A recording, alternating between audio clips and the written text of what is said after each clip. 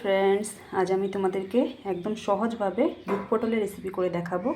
তো চলো দেখে নাও কিভাবে করছি। এর জন্য আমি পটলগুলির খোসা হালকা হালকা করে ছাড়িয়ে নিয়েছি আর এখানে মাঝখানে চেড়ে দিয়েছি। এরপর পটলের মধ্যে আমি দিয়ে দিব হলুদ গুঁড়ো আর দিয়ে দিব নুন।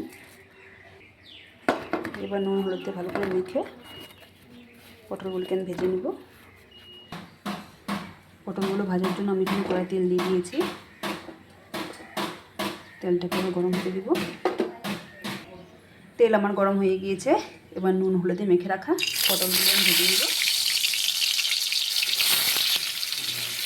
পটলগুলোকে আমি লাল লাল করে ভেজে নিব।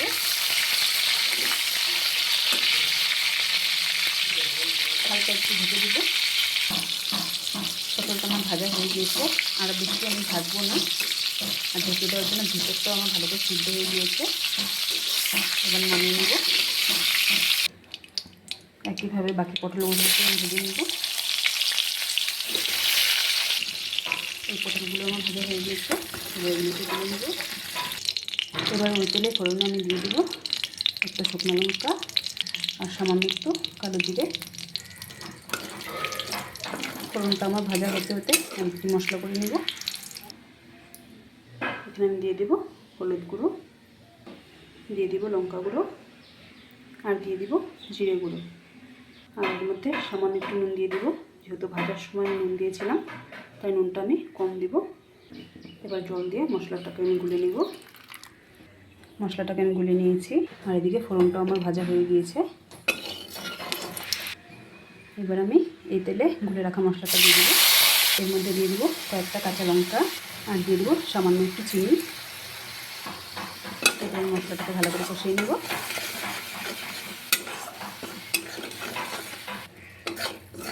মশলাটা আমার ভালো করে ভাজা হয়ে গিয়েছে। এবার এর মধ্যে আমি দিয়ে দিব এক বাটি মতো দুধ।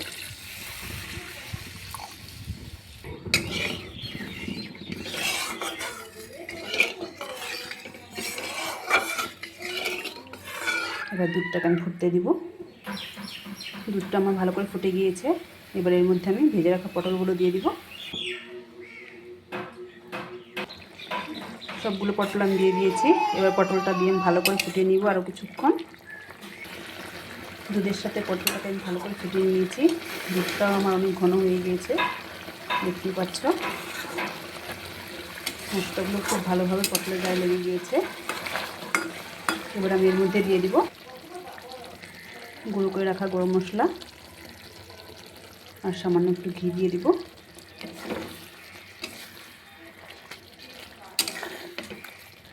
গ্যাসটাকে এবার আমি অফ করে দিব। আমার দুধ পটল রেডি।